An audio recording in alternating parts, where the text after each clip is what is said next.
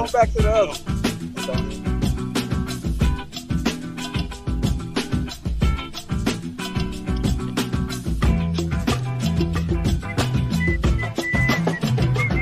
Fellas, what's going on? What up with it, dude? Word, baby. Just Knowing Sports Show. Got a lot to talk about today. A lot going on. Whole lot going on. Y'all see it, baby. ATL, Shawty. Let's get it. Yeah, man, y'all come on here, man. Ain't nobody worried about that. Yeah. Bro, What's the baby, word? always. Y'all at the bottom of the barrel right now. Hey, season just started, baby. It's all good. Oh, yeah, I ain't tripping. Hey, we were there. We were once there before. We were once there before at the bottom of the barrel. We weren't even 500 at All-Star break, and we ended up, y'all know how that went. We got out of that and won, did our thing, whatever, yada, yada, yada. But y'all know what it is. Just Know It's Sports Show, man. Juice. Big E, Doc, he's on assignment somewhere. And Greasy, man, APB is out on you, man. We waiting on you. Come through and holler at us, Greasy. Yeah, man. I want to start off, man. We got some breaking news, man. Uh-oh. What did happen? Got a lot of people out there that's up in arms, upset. Old Mr. Trump. Hey, man, take that photo down. We don't even want to see that. he ain't worth putting on the screen, bro. That man is a devil in a suit with a blue tie. Oh my gosh. Yeah, so we all know what happened, man. He was found guilty of all 34 counts. Yeah, man. So I got on my phone and saw, a friend of mine made a post about it, and he said something about he's more MAGA now than ever. And I just you talking about Brett? You talking about Brett Brown? Brett. Yeah, a guy we went to school with. I just responded with a shaking my head emoji, and then I got some nasty messages from people I don't even know, but they know him. And so what do y'all want to say about it? Man, hey, the reality. You gonna speak on the biggie, or you want me to say something first? You got it. Go ahead. Y'all know how I get, man. I'm out of control. I could be the wild card, but the reality of it is, man, the politics is all. I'm just gonna call it what it is. It's all bullshit. Sorry for my language, but that's what it is. It's bullshit from Democrats. It's bullshit from Republicans, and we all know that. We know that, and we just try to tuck in and hide. And hide behind certain things, and he got black people jobs, and he got people out of jail. Okay, cool, whatever. All right. All he did was rectify situations that shouldn't even been. So do I call that being a hero or doing a good deed? Hell no. You punish some people for something they shouldn't have been punished for. So no, I'm not with that. And I think you gave a right response. When it comes to politics, you just got to ask yourself, how is your spirit with God? If you believe in God and you believe in Lord Jesus, our Christ, you believe in Jesus Christ, you got to ask yourself, the people that you support, the people that you voting for, are they at conflict with Jesus Christ? Or what they doing against anything that Jesus Christ would do or say? And if your answer is no, then cool, I can respect it. But if a person's actions and his words don't match that of God, then piss on him. I don't give a damn if he's Democrat or Republican. Because the reality is, we don't live in a world of justice and peace for all. We don't live in a world of, how did that Pledge of Allegiance shit go? I pledge of allegiance to the flag, to the United States of America and to the Republic. I'm trying to get to the right words. For which it stands, one nation under God. We're going to hit the pause button. Pause right there. One nation under God. That's a goddamn lie. We ain't never been one nation under God. They can say that. They can act like that, but that's not the truth. One nation under God, indivisible. The damn country been divided We all in our 40s. The country been divided for all our 40 years. Like, what the hell are y'all saying? Longer than that. Indivisible? You lying. We been divided. And liberty and justice for all. Well, damn. Ain't that the biggest lie? Black Right. people have suffered some unjust and ain't no damn liberty for us. And I know the first thing that they're gonna say, and I'm talking about some of our white co-workers, some of our white friends. There y'all go playing the race card. Well, you know what? You don't have to worry about it because you don't have to play the race card. Nobody treats you differently because you white. And if you get treated differently because you white, it's probably somebody black treating you different. But other than that, the corporations, the banks, the other places, they don't treat you differently because you're white. So yeah, miss me with playing the race card. We're playing the reality card. And guess what? I'm gonna add this into the equation. If the race card didn't mean nothing, then why, oh why, do they want to take out the real history of America in school? They don't want to talk about it. Why don't they want to talk about it in school? If the Mm-hmm. race card don't mean nothing, why do y'all not want to talk about it in school? Why do Right. you not want to tell your kids the truth about how savage some of your great grandparents were, some of their parents were? Why you don't want to talk about how savage? Never mind. I could be on this topic all day and we'll never get to the sports. But just know, listen. The best thing you said was this: you could be friends with people and disagree. If you really are friends with somebody, and you don't have to agree with everything that they say, but however,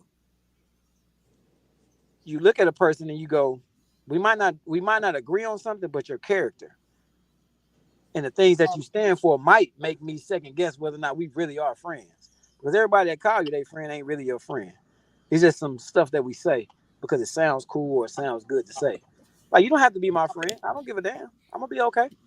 Because the reality is, I know who my real friends are: black, white, Hispanic, Chinese, Asian, Arab. I know who my real friends are.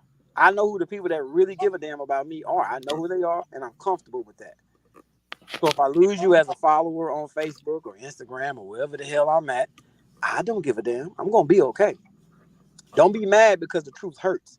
And that's usually where it always gets us. People are mad because the truth hurts. They're mad at the truth. I asked a question, and I've been asking this question for a long time. What the hell does make America great again mean?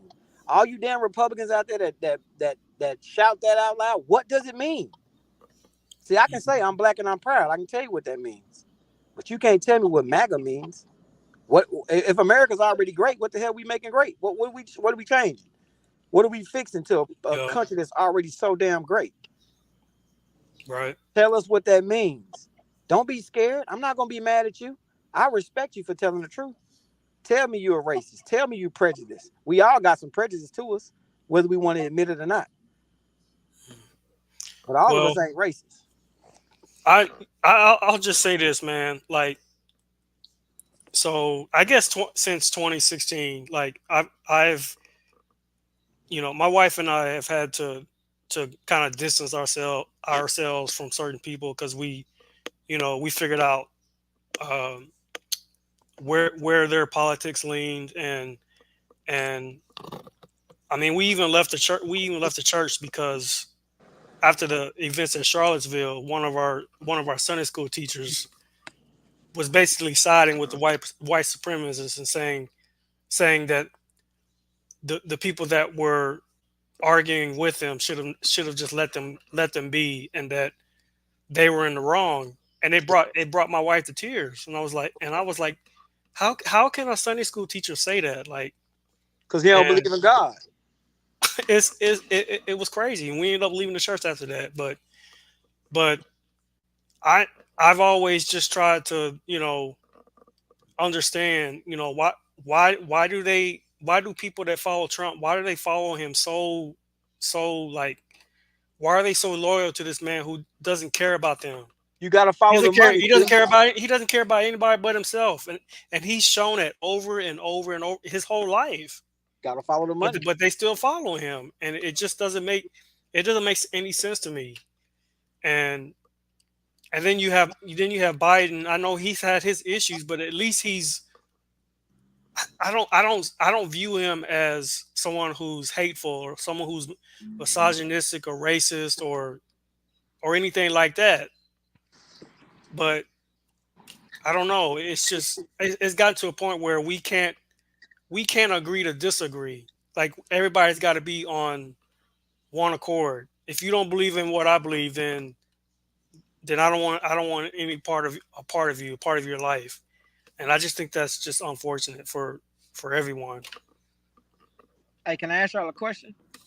So So, we talk about God. I know I do because I believe in God. I believe in Jesus Christ, and the only way you're gonna see God is through His Son, Jesus Christ. So that's my profession, right? So with me Mhm. saying that, I'm gonna say this out loud. I'm not going to, for the love of money is the root to all evil, right? And if y'all Right. believe that, then like I said earlier, when you said you wonder why Trump, follow the money. And if it ain't, if what I sent y'all in that text about Ocho Cinco, Chad Johnson, he came out and said it. He said the owners, and they call basically the slave masters felt and thought and think that they can control this black man by taking what they deem something that he loves is his money.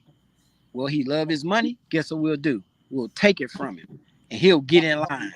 He'll toe the line. He gonna act right. He gonna do what we want him to do. See, the only thing that has changed is they don't crack the whip anymore with a actual whip. It's just used in the form of money. It's money now. It's time. It's time on your clock. It's hours. It's things of that nature. That's the new slavery, right? Mhm. So with Chad is basically saying to you, well, guess what? I'm going to show you that I don't care about this money because I'm going to get enough of it, and I will show you that I don't care about this money. I'm gonna keep doing me. If you find me $10,000 for every time I do something, guess what? I'm gonna keep doing it because you're not going to control me because I'm not your slave. I'm not a slave to you, and I'm not a slave for this money. And the love of money is the root to all evil. And if you believe in God and you read that scripture, then you should already know what's going on. If you love money more than you love your fellow man, you're an evil person. Mhm. And that's why America suffers the way it suffers because we care more. America cares more about money Mhm. than they do their own kind, their own people. And when I say this, I can go right to the veterans that sleep under bridges, that sleep in the parks. What's being done? These guys gave up their life and sacrificed their lives to fight for the country, right? Mhm. And everybody's so big on when Colin Kaepernick took a knee, how disrespectful that was. Piss on that. What's disrespectful is we got veterans and people of that nature that really did go out there and have to shoot guns and kill people for the United States of America, and they ass are sleeping under bridges. They can't get the proper medical treatment. They don't have nowhere to live, no housing, and yeah. So if they don't give a damn about them, they don't give a damn about nobody. They went over there and actually fought in a war, and they get treated like trash. Right. So yeah, I'm sorry. Forgive me if I'm just not as patriotic as a whole bunch of other people who are pissed off about a guy who took a knee, and you still got guys that are veterans that fought in wars that are sleeping under bridges and on benches, and they can't get medical treatment. You got people that's walking around like I'll go ahead and tell you now. My mom can't even get 100% disability, and she was in the military. Mhm. Why can't she get it? She done had surgery. I mean, what's the holdup? Mhm. Why she can't get it? She served her country. Oh my bad. She served the country, not her country. And when I say that, I don't mean just black people can't get the disability and it's black people sleeping under bridges. That's not what I'm saying. Because Mhm. it's all races that are sleeping under bridges and in park benches. Yeah. So yeah, I'm including everybody. Black, white, Hispanic, Chinese. I don't give a damn who you are. Yeah. And Yeah. you The got to way treat them right. the way that our countries treat our military, it's pretty It's disgraceful. pathetic. Like It's I pathetic. agree. Yeah. But it's things of that nature right there. The first thing that comes to my mind is money.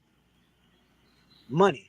I watched the episode of I have to tell you the name of the show, but it has Cedric the Entertainer and Pam from Martin, and it was part of the episode that in the episode it was dealing with damn with money. It'll come back to me because my mind is moving right now. But Big E, man, what's up, man? What's up? What's your thoughts, man? Uh, like I say, there's so many layers to peel back off of that, man, and we all know where they lead to, just like you said. So, I think that's the unfortunate thing about it all, man. Is like we we doomed by the choices we have. You know what I mean? I don't think either one really. What is another election cycle with the worst of two evils? Trying to choose the best of two evils, in my opinion. Right. Mhm. Like I think just the whole from the whole aura that comes with this election cycle is just it's I'm ready to just wipe the slate clean and start fresh if we could. But I know that's not going to happen because that's where the success and the power and the control comes from is the division. So at the end of the day, you just got to get out there and you got to exercise your right to vote because they're not giving us any better options. We got to at least start focusing more on the local politics if we're going to make changes in our own community, and that's the only way you can make changes in the state, and Mhm. so on and so on. So, but at the end of the day, as far as what I think about the verdict, to me, it's a little bit of karma. It made me when he got found guilty, it made me instantly think about the Central Park Five Mhm. and getting some type of you know restitution or retribution for that, if you will, because he never apologized for that and the way he approached that at any point. Um, as far as the whole Trump supporters, I don't think all Trump supporters are racist.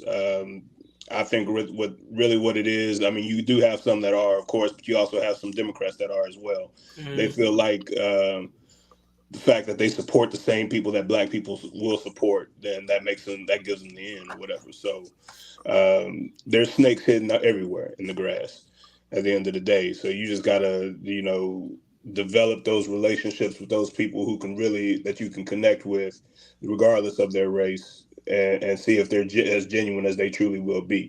Now they probably grew up in an atmosphere where they're surrounded by people who aren't, in our how we like to see it. They more racist than others or prejudiced than others. Probably wouldn't even be allowed to come to their house, but that doesn't necessarily mean that that particular person is that same way. I've seen many people go against their family Mhm. for the sake of black folks too. So I got to acknowledge that as well. Yeah. I mean, that happened in the civil rights. That happened, in the civil rights movement. That happened during the slavery. That happened also. So at the end of the day, I don't want to paint with a broad brush.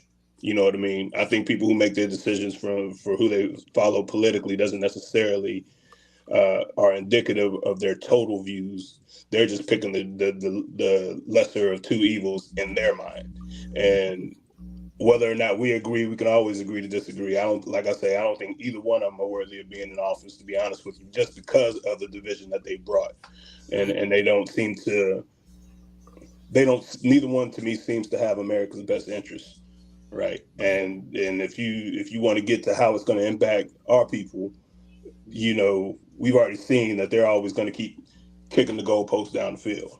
You know what I'm saying? So Right. at the end of the day, we're stuck with these choices. Wish there was something more that we could do to get better choices, better options, because the voting process is going to take forever. You got elections every year now, but they're all for different roles. So it takes so much to get the right people in play.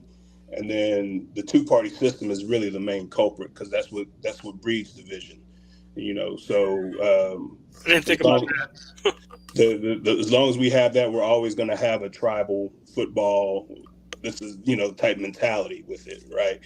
So that's kind of my thoughts on it, man. I mean, we still got to play the cards we're dealt at the end of the day, and try to maneuver as best we can. Qu- But Question: if we didn't have a two-party system, what should we have? um, I think we should have a system to where I don't see how it's really possible all the way through just because of how much money is in politics. Mhm. Usually somebody's going to want to put their money behind a certain party, or that's the way it's kind of structured. But I would like to see something more so along the lines of, where we might have 3 or 4 choices for it, and then we kind of everybody has the opportunity to vote for their best candidate or the candidate that they want. We shouldn't be limited to just choosing that. Now they kind of have that in play, but it's so dominated by Republican or Democrat. That's where the money's going to go to. So even if you do go vote for somebody else, you're voting basically your conscience because they don't have the money behind them to be able to get there. So until that system is done away with, to where your money has to be funneled through one of those parties. I mean, that's why they have these primaries over and over again to establish the Democratic Party, who's Democrat, who's Republican, so they can know how to funnel their money and how to market to you to get you to put in more money to them. So I think as long as we have that, we're doomed. I don't have to necessarily. You got to strip back so many layers to kind of fix that political system. So I don't even know the best place to start at in that regard, because they got us so ingrained into how this system operates that the last time we actually even had a third party candidate that did any significant damage was Ross Perot, and that was what. We went to high school then. Yeah. Yeah. So what was that, like 92? I think. So Like 93, 94. Well, I'm gonna go ahead. I'm gonna go ahead and end this segment by just saying, our Lord and Savior is ultimately is in charge of everything, and I'm just gonna pray for both parties, and and That's all you can do.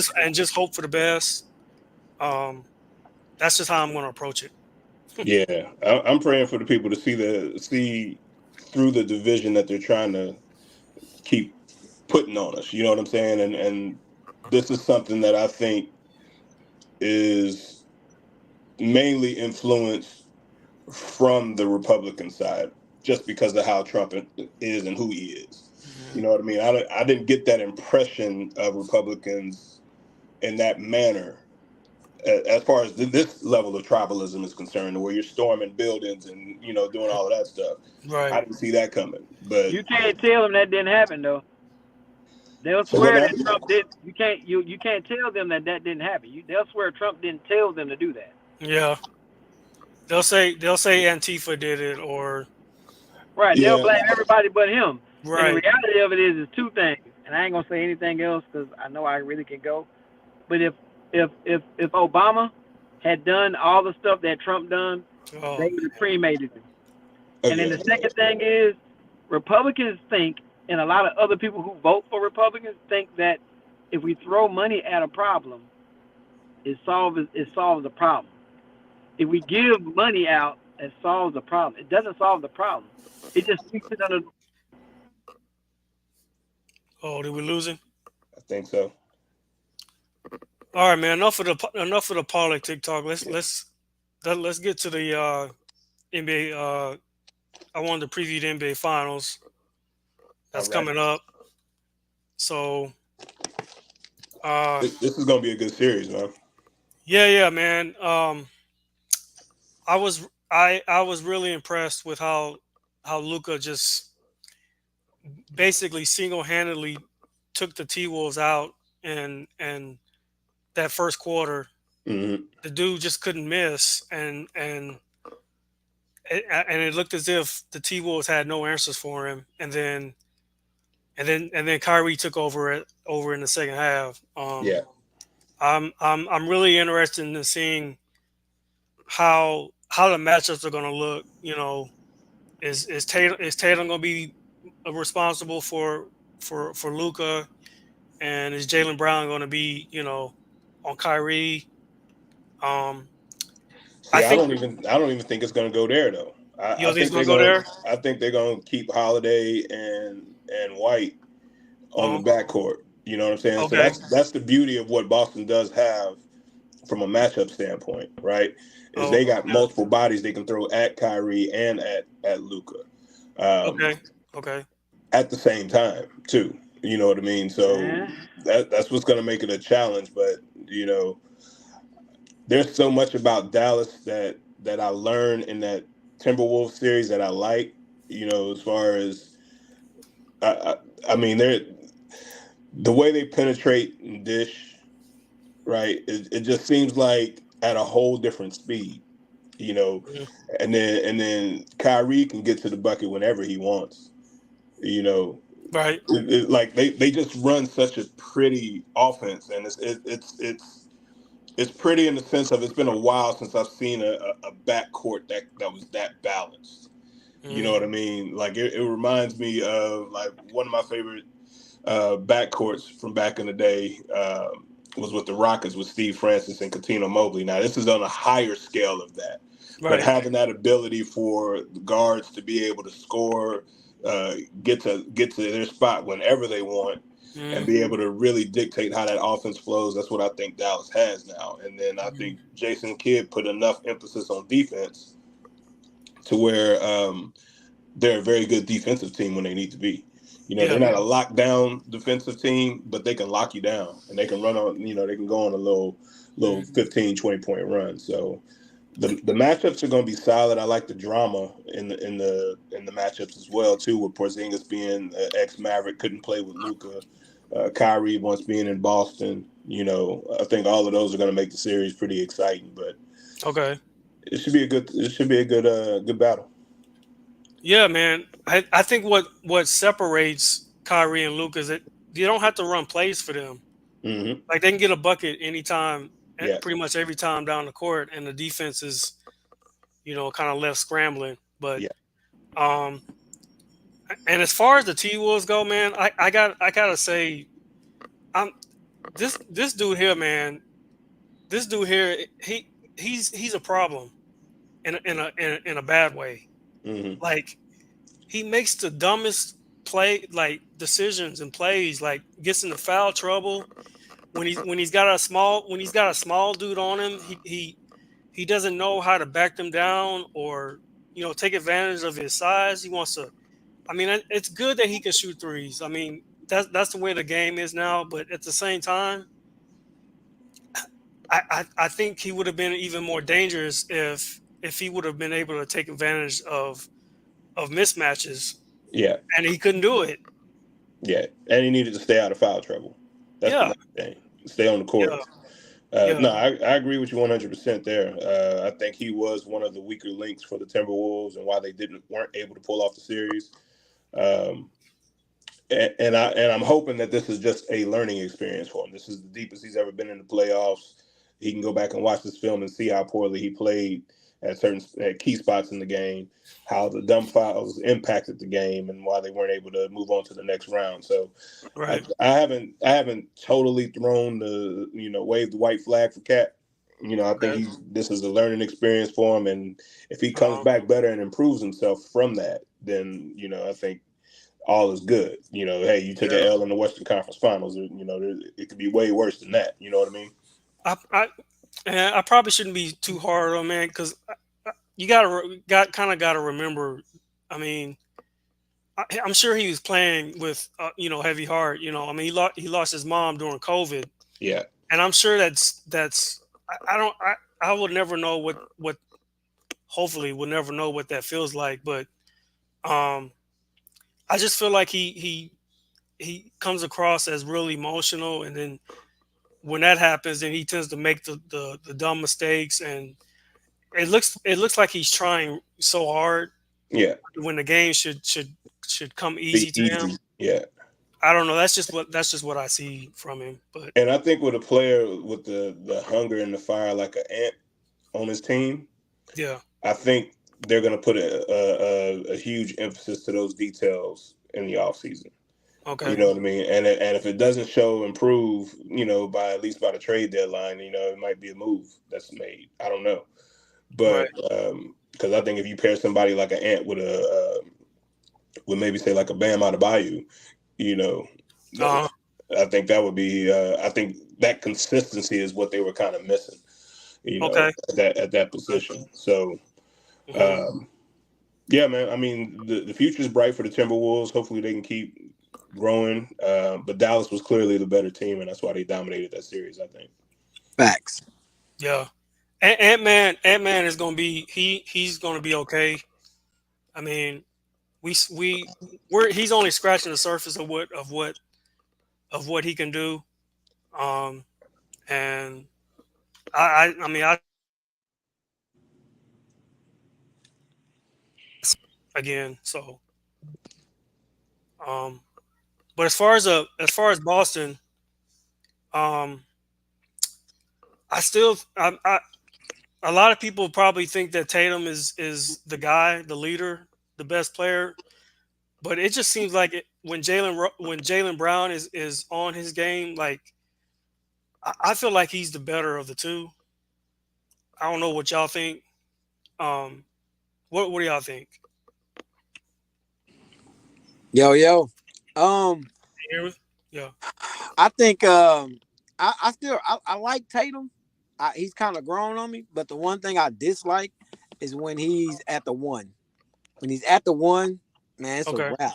He's I don't know if it's that he doesn't feel comfortable or Yeah. whatever, but when he's at the one, it's terrible.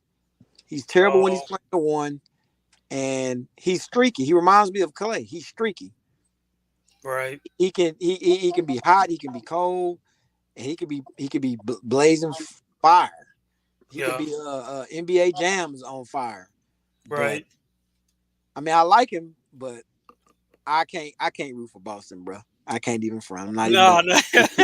I No, cannot root I for hear you, Boston. man. I I hear can't you. feel for Boston. We know what Boston is. We know what Boston represent. I'll be damned if I root for some damn Boston Celtics. Sorry, but however, I'm damned if I do, damned if I don't, because I don't like Dallas. I mean, Mm, I can say this. I'm a Kyrie. I like North Carolina, so I'm a Kyrie Irving fan by default of my child. My son loved Kyrie Irving. Like okay.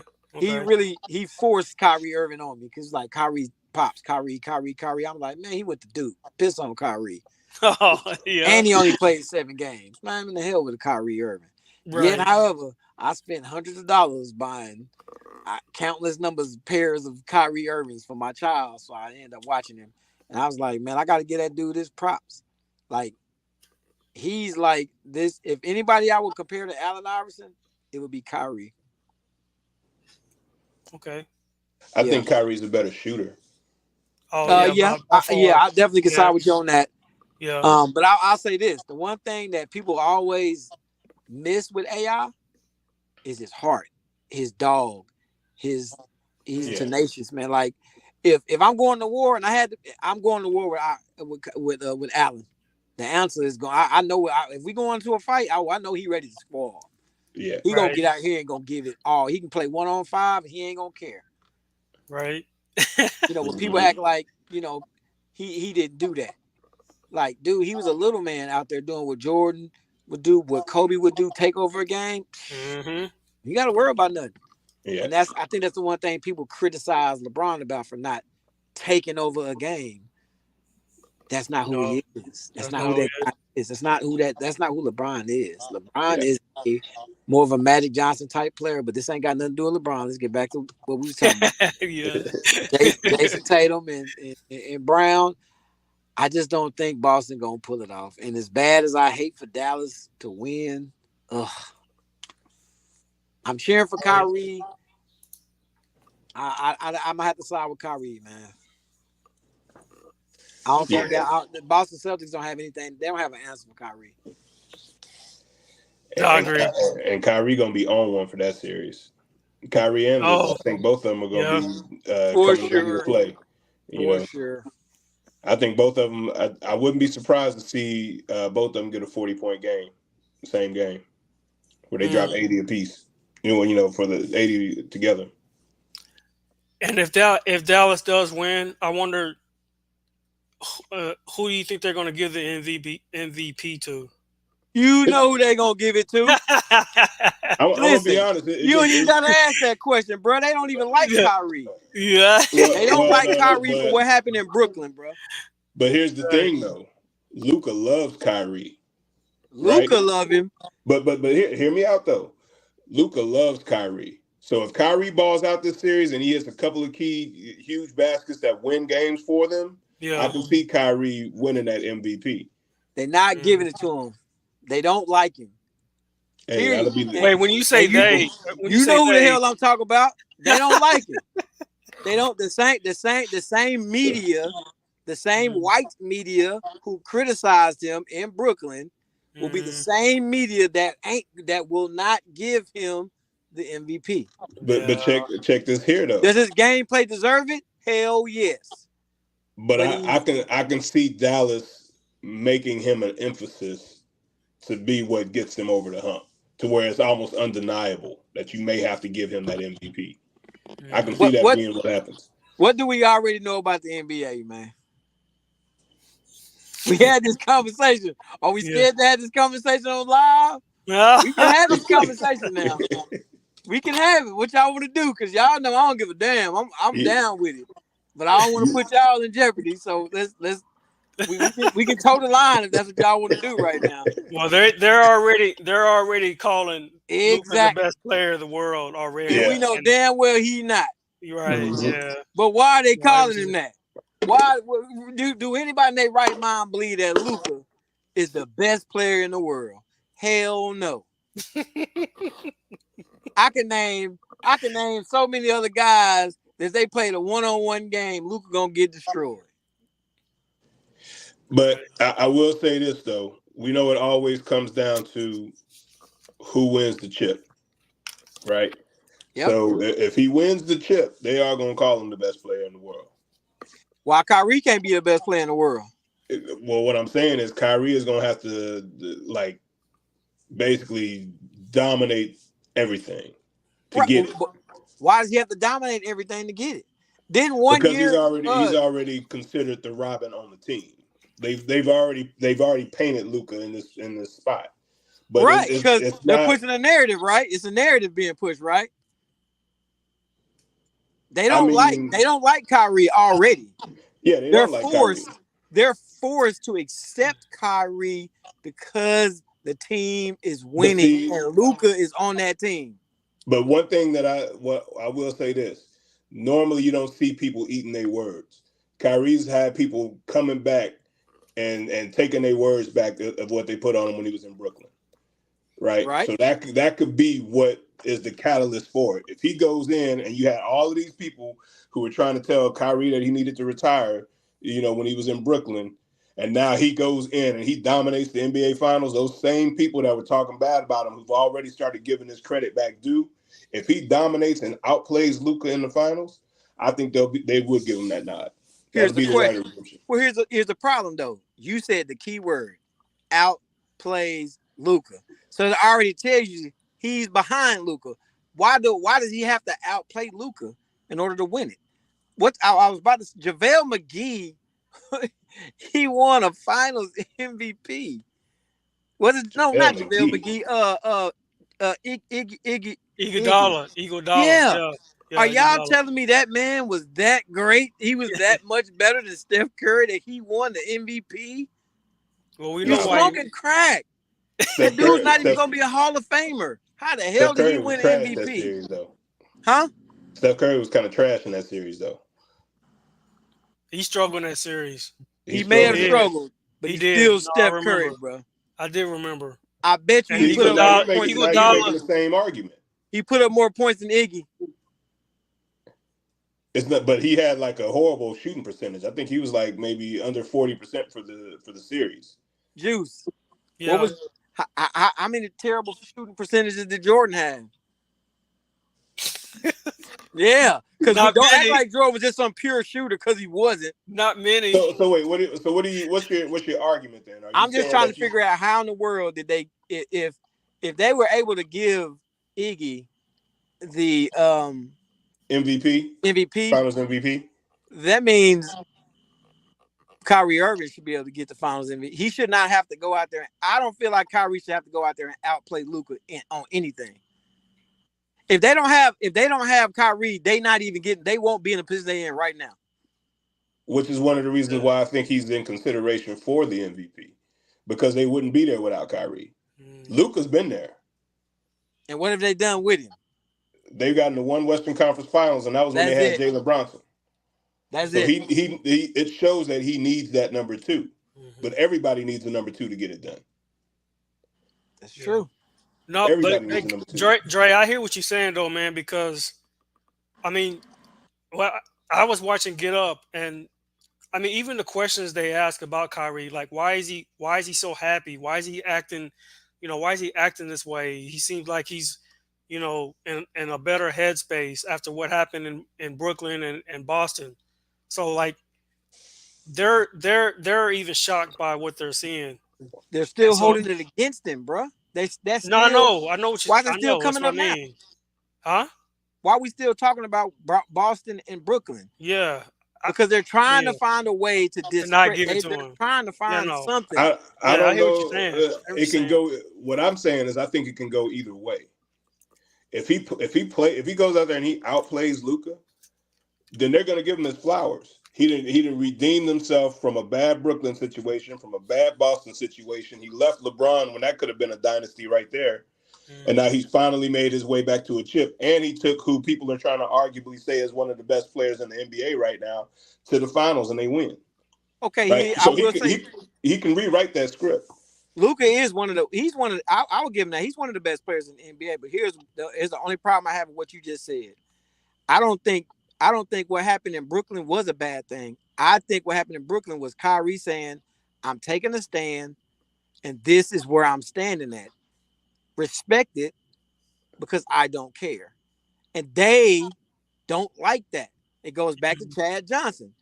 Right. Mhm. I want what I want when I want it, and I will control you, and you will do what I tell you to do, or I'll take your money, or I'll put all these narratives out about you and make you a villain. And is that not what happened when he was in Brooklyn? They made anything Kyrie said, they found a way to make him a villain. Right. Oh, he's I'm not not wanting gonna to do this. lie. They I'm not made gonna lie. him a villain.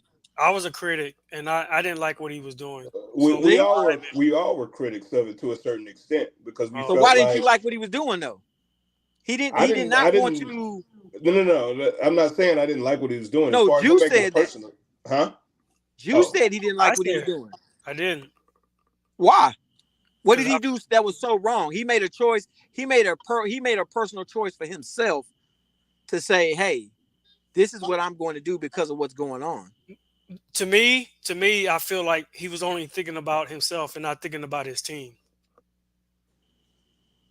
That's just how I was looking at it. Like Well, that's to what I said. me, It he was a was being personal selfish. He choice. was being selfish to me. He was being selfish because he was putting himself first before the NBA. Because the NBA Correct. is saying, "We want you get your butt off the bench." Like what old girls say, "Shut up and dribble." Hey, Yeah. get out there and play. We don't care about COVID. We don't care about this. We don't care about how you feel about your body and what's going on with you. You but just get out there and play. We paying you to play. You get out there and play. Shut up and play. so to me, it was just the perfect storm of events. Like he did do some things that were a little bit questionable in Brooklyn, like just taking games off when he felt like it, type thing. Which you can argue that the players should have that, right to be able to do that. If they need to take some time off, they should be able to do that. But then that goes back to the whole load management argument that they need to play 82 games. What are we doing? Like I feel like players should be able to have personal days, but what happened was is like they took those few instances where he kind of was standing his ground, if you will, saying, "Hey, I'm gonna go to my sister's birthday party instead of coming to the practice to be ready for this game, or whatever the case may be." And not, I don't know if he was doing it outside the scope of the chain of command from letting people know, and everybody's like, "Where's Kyrie?" What it boiled down to is I don't think he had respect for the coach. So if you don't have respect for the coach, then you're not going to have respect for this whole system in itself, if you will. Yeah, I didn't like that either. You know what I'm saying? And I think that was more of the issue. Well, Now, what happened is can, was let me the ask you this, whole Biggie. what's up? Go Well, I ahead, was just Dre. gonna ask you. You said about the him taking time off when he wanted Yeah. to, right? So why is it okay for the coach to say, "Hey, now we're gonna sit you today," but then if I choose to say, "I'm gonna sit today," see what I'm saying? It's like it seems like it's only okay if the coaches or upper management or somebody in the office goes, "All right, well they're not gonna play today." If they make the call, it's fine. But if I make the call, it's terrible. A call is a call. If you saying I'm not playing today, what's the difference in me saying I'm not playing today? The difference Right. is the difference is I ain't making the call. You don't like the fact that I'm making the call, but I have to accept the fact that you made the call. That's kind of like with when they told Jordan, hey man, they told his coach, hey bro, he can't play no longer than this. If you play an X amount of time, the coach you're gonna get fired. The coach is getting fired. Well, Huh? see, then I can go ahead and flip it on you. Then why don't? But this goes on to another topic. Then I'm not really ready to get off of this one. But Okay, well then I'm let's pause on that. yeah. So we'll come back to that. But I got something for that argument right there. All right, all right, But all right. at the end of the day, though, I think it was the vaccine issue on top of what had already happened. Then it was coming off of a sour experience in Boston. It was just like the perfect storm of events that made people create this opinion about him. And at the end of the day, I think the us as fans who got frustrated with it were like, "Hey, we just want to see this dude on the court. We want to see him play." Now, the whole vaccine thing that was out of his control because that was a state issue, right? We can't even blame that on the NBA. The state wouldn't allow him to play or participate. He could have played for away games, and I think he did play for some away games, but he couldn't play at home games because he didn't want to take the jab. But be that as it may, I'm happy to see him back on the court, back being able to do what he loves to do because he's a phenomenal player. I think he's a Hall of Famer. Should be a first ballot Hall of Famer if he gets his ring. And I'm just happy that he's on the court. It should be a great series. I'm happy to see him go up against Boston. But I want Mavs to win it though. Yeah, I bet you do. I'm with you, Big E. I think the Mavs going to take care of business. I'm gonna go ahead and just say Mavs in 6. I like that. I think Mavs in 6 or 7. It just really depends on how Boston. I think it's gonna. I think 7. 7. Yeah. Yeah, I think it's 6 I or think it'll go 7. 7. I don't think Boston is trash. Yeah, I don't think Boston is trash in by any means. I think what's gonna hurt Boston is their streakiness. They're so streaky, man. They're streaky over there, and they don't have real consistency as far as scoring. So I think as bad as I'm saying, oh, it hurt me to say this. I just think Dallas is going to win. They ain't the Cowboys, so I ain't that mad, but I'm still feeling. I know I don't fool with no Dallas Cowboy. I don't fool with Dallas nothing. Texas Rangers, none of that. Right. But Okay. Yeah. So Nate, we got a couple more topics I wanted to touch on. So want to touch on the NCAA. ooh, man. Yeah. So was it last Thursday or might have been 2 weeks ago? I think it was last week. Was that last week? Well, Yeah, I think it was last week. So the NCAA and the Power 5 conferences came to an agreement as far as paying players.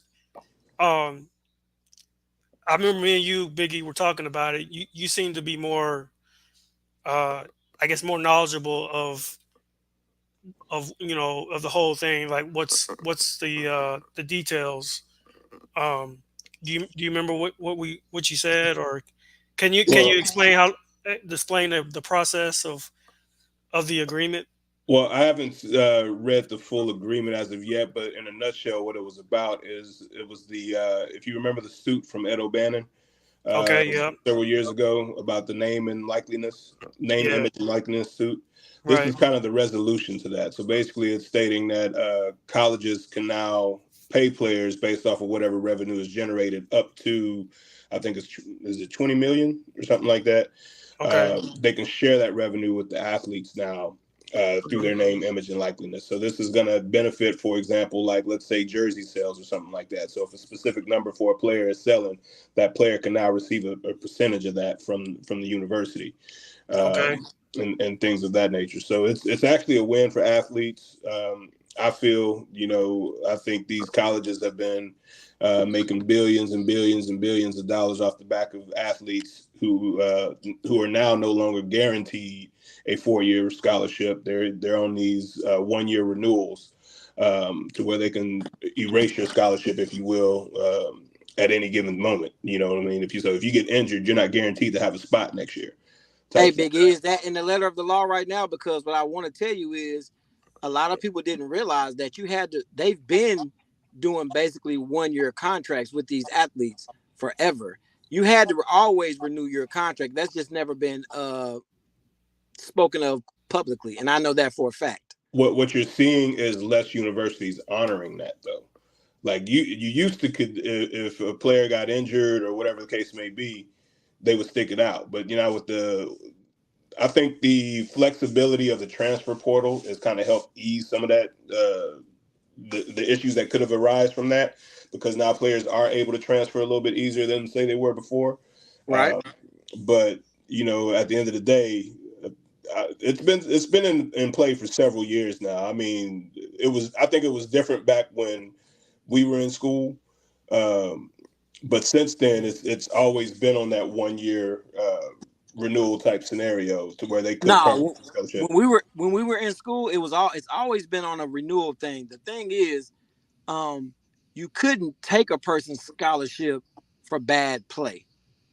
Yeah, that's the difference. Like you could lose your scholarship for other things, but it can't be because he's not being the 5-star recruit that we thought he was going to be, so we're going to take a scholarship.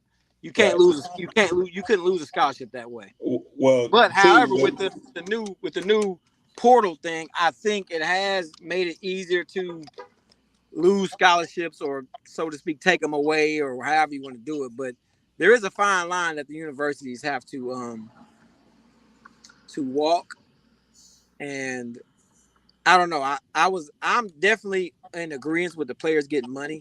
They should get paid because the universities make, like you said, billions of dollars off the backs of those athletes on the field putting in that work. Those 111,000 people that are at that game, they're not there to see that coach. They're there to watch those athletes perform and win games. And when you're winning games, you're selling out. We could go down. We can make an easy number and count. Oh, a beer costs $12. If you got 111,000 people at a game, you times that by 12. That'll tell you how much money they made off beer. You could times that all of it by 25. How much do it cost for a plate, some food? See what I'm saying? You add all those numbers up. Yeah. It translates. But the problem I see now with the transfer portal is what we were talking about earlier. Is now it's just a bunch of school hopping. It's a bunch of school hopping with no accountability to the player in my mind.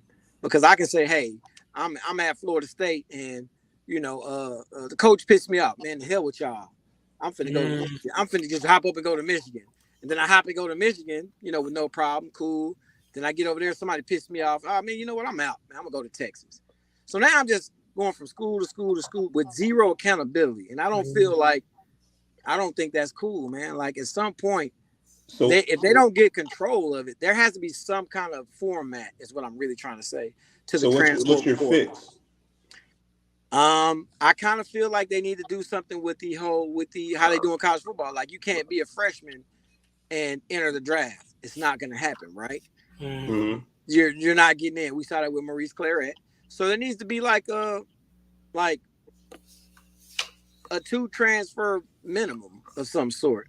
Mm-hmm. Like, because there's got to be some kind of accountability help. Because if not, you just got people just running like what we have right now in high school. Oh, I don't like Bryan, so I'm gonna go to College Station. I don't like College Station, so I'm gonna go to Navasota. I don't like Navasota, so I'm going to Brenham. What the hell? Right. Like that just doesn't even make any sense. Like nobody should be able to just run from school to school to school just because. Oh, I don't like. We're not winning, so I'm gonna go leave and go. Come on, man, that's weak. Do you also get the sense that takes away from the like? It seems like guys don't want to compete. They just want to be given the job. Right. I could give you that one too. Well, I think those guys weed themselves out, or they find themselves playing where they should have been playing in the beginning, which is Division II, Division III, right? The coaches are going to be able to tell whether or not you're putting in that work and how bad you want it, and that's what dictates whether they play on the field. So but look how much time is wasted, though. Like you wasted the coach's time by even coming to the school. I wasted a whole scholarship just to give it to you when I could have given it to another kid that deserved it. And again, I'm not against the players getting paid, and I'm definitely not against the kids having a choice to leave from one school to the next. Because back in our era, if you left the school, you had to sit out for a year, and you couldn't even go to another school in your conference. So if you was in the Big 12, you was screwed. You either had to go JUCO, or you had to find a way to get somebody to want you from the SEC, the ACC, the Big Ten, and Pac-12. You had and to I'm find a whole nother conference to play in and sit and out that a year. still may be the case. I don't know if that's changed. You still may have to go to another conference. Nah, you can go wherever you want to go. Right now, you can go wherever you want to go. Who's transferred recently within the same conference? It's a good question. That is a good question. I don't think anybody has. I think that's one of the requirements is that you have to transfer outside of the conference that you're in. Hi, Big E. Didn't you say something about as far as the athletes getting paid, guys that played back in 2016? Yeah, I think it goes 2016 back to to the now. year that the suit was filed, and I think it was filed in 2016. Okay. Well, the date that they had mentioned was 2016 when I was reading on the article. So I think it retroactively goes back to then. Okay, because I think O'Bannon sued because the game came the last college football game was in 2014. Mm-hmm. So 2014, 2015. So okay. So yeah. So it could very well be from before then too, but I think where it was acknowledged by the Supreme Court. So I think this is something that's been pending for a while. Okay. And a case that had to be reviewed by the DOJ. And once the DOJ finally got it on its docket to review, I guess these are the changes that they've been discussing with the NCAA. Okay. Well, I mean, bottom line, man, this is great. This is great for kids, man. Like, it's been a long time coming. You know, these college athletes have they've built these programs by their play, and I just think it's good, man. And I think this is a perfect segue. So the new NCAA football 25 is going to be coming out in July, and oh yeah, man, I was looking at video, and I'm looking at the comments, man. So many people are just so hyped up about it, and so this was the last game. Is that shoelace? Yeah, that's shoelace. Yeah, you like shoelace. Yeah, man, played the mess out that game. Man, I seen Shoelace just got a. Well, never mind. I ain't gonna talk about that. But yeah, here's some video. Hey everyone, Kirk Herbstreit here, and welcome to. Wait, hold on.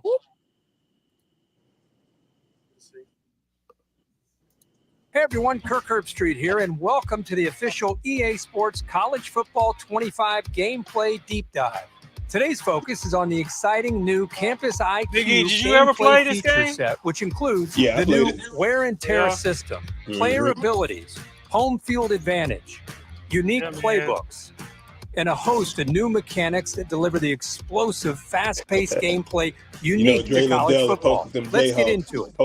The new wear and tear system changes how you approach every snap. Wear and tear is a progressive player health system that prioritizes strategic substitutions and diverse play calling to keep your players healthy. Yeah, man, with wear and tear, every hit matters, but not all hits have the same impact. And a single hit, like a blow to a quarterback's throwing arm, can change everything, just like it can in real life. Every hit scales differently and will have unique effects on a player's performance as damage and fatigue add up over the course of a game. Managing wear and tear is critical to your team's success, both in a single game and over the course of a season. In EA Sports College Football 25, we're introducing both mental and physical player abilities that help separate highly skilled players from untested freshmen. In contrast to the pros, where superstar talent is generally balanced across the league, the player abilities in college were designed to showcase the overall discrepancy in player and team skill levels. Physical abilities boost attributes like breaking tackles or can provide protection from wear and tear. Mental abilities enhance intangible traits like leadership, pre-snap clarity at the line of scrimmage, and staying calm under pressure. Here you can see the stadium pulse meter is maxed out, but the visiting quarterback does not have the mental ability, headstrong, which provides resistance to distractions. The visiting quarterback here does have headstrong active, so he can see the field more clearly and will be less prone to mistakes for this play. A player can have up to 8 abilities, and they can scale in effectiveness, providing situational advantages throughout a game that ignite the dynamic and unpredictable moments that make college football so exciting. From Tiger Stadium to Happy Valley, we're pumping the sights and sounds of the most iconic and daunting home field environments right into your living room. And with home field advantage, the host team has the upper hand. As the visiting team, you'll face various degrees of home field advantages impacting confidence and composure levels, on-field performance, and more. Home field advantage will disorient players with lower composure levels more than it will for the level-headed players. Decisions like audibles and hot routes will become more difficult because these stadiums will be rocking. So it's more important than ever to keep your team in manageable down and distance situations. With 134 FBS teams to choose from in EA Sports College Football 25, the wide range of play styles is something you can't experience anywhere else.